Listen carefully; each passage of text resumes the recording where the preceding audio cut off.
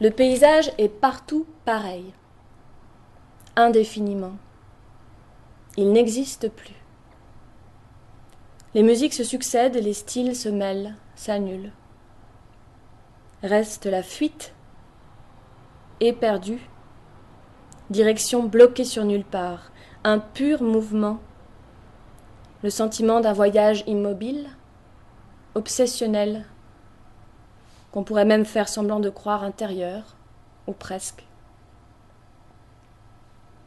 Alors c'est un poème de Daniel Fano, Pontiac filant sur la route, et je trouve qu'on a là une assez belle, une représentation peut-être assez juste, d'une société frappée d'inertie, lancée en roue libre, qui n'a plus de projet, plus de conducteur, où tout est lissé.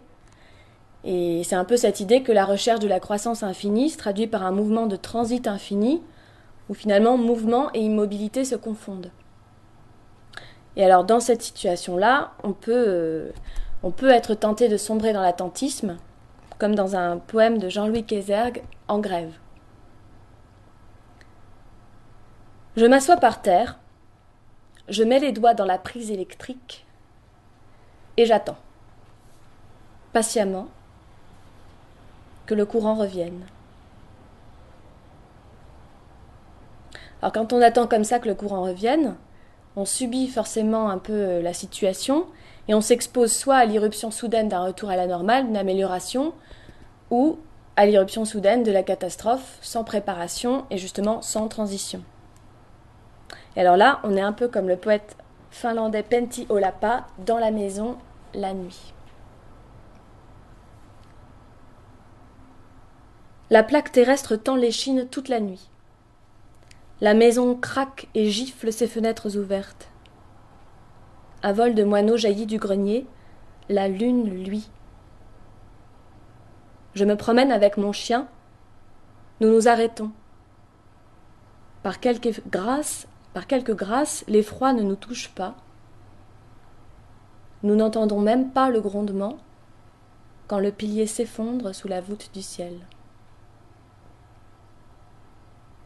Alors toutes ces attitudes, soit de fuite en avant, soit d'attentisme ou d'indifférence, sont des attitudes de déni. On peut aussi choisir ou essayer de s'arracher le voile des yeux et de regarder avec franchise les dysfonctionnements qui seraient propres à notre époque.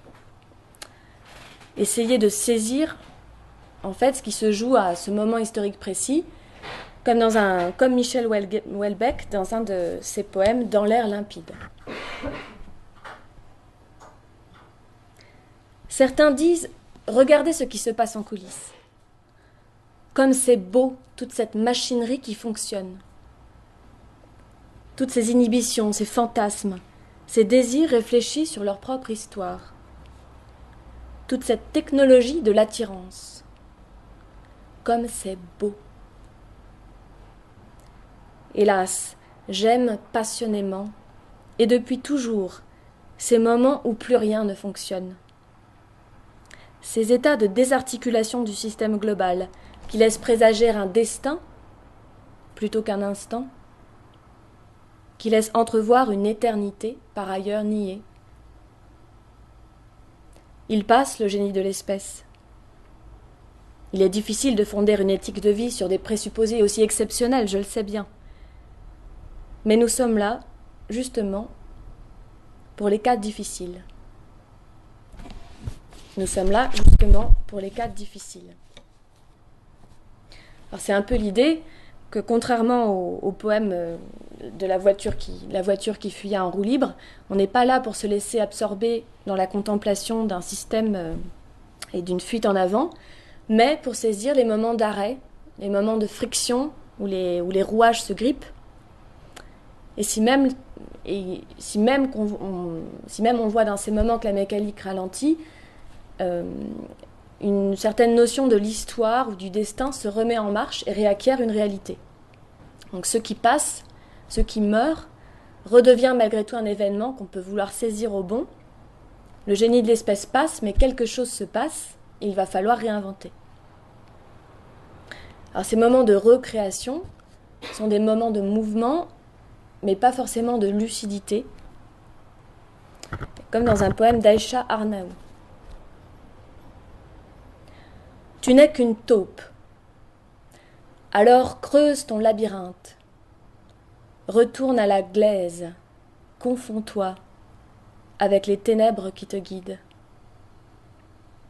Au bout de cette traversée abyssale, seras-tu guéri de la cécité? Alors c'est des moments d'effort qui nécessitent du courage et, comme la taupe, peut-être un autre rapport à la lucidité, au savoir, au temps. Des moments où il peut paraître important de dire ou d'accepter de ne pas savoir, d'accepter de se confronter aux énigmes d'une société confrontée à des crises et donc à une certaine métamorphose en cours. Une société qui est plongée comme la taupe dans une certaine nuit qui peut être angoissante mais qui peut être aussi une nuit, la nuit d'un espace comme l'espace de la chrysalide. Alors ce sont des moments qui ne sont pas figés dans un transit infini comme ce qu'on avait vu au départ, ce sont des moments de transition.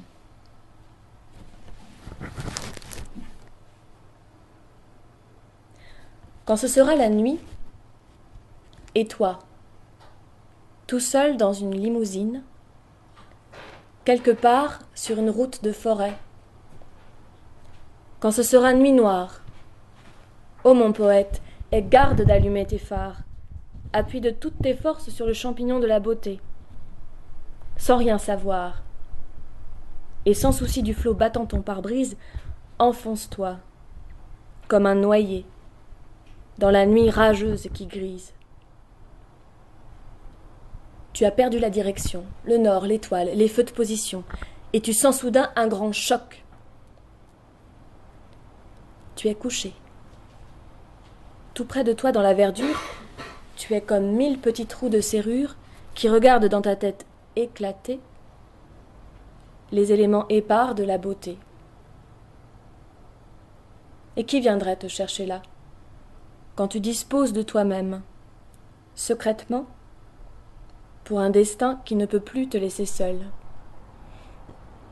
N'appelle pas, mais entends ce cortège innombrable de pas. Alors c'était un poème de René Guy Cadou, qui s'appelle Art poétique, et il met en lumière, à mon sens, plusieurs choses intéressantes sur la transition. Alors d'abord, on voit bien qu'on n'est pas dans la transition, ni dans ce poème, ou qu'il ne s'agit pas, disons, de reproduire un pur élan, une fuite en avant, aveugle, comme celui de la limousine. L'enjeu est plutôt de réatterrir, de sortir de la limousine et de reprendre pied à terre. Au début du poème, le protagoniste est dans cette voiture, mais à un moment, il y a ce choc et il réatterrit sur la mousse, couché dans la forêt. Donc il y a une sorte de... Il sort de l'habitat technologique, de la fuite en avant qui pourrait être celle, encore une fois, de la croissance infinie, pour revenir au lieu, revenir à soi, dans un état où René Guicadou nous dit qu'il dispose à nouveau de lui-même, dispose à nouveau de soi-même, donc qui fait penser à un état d'autonomie retrouvée.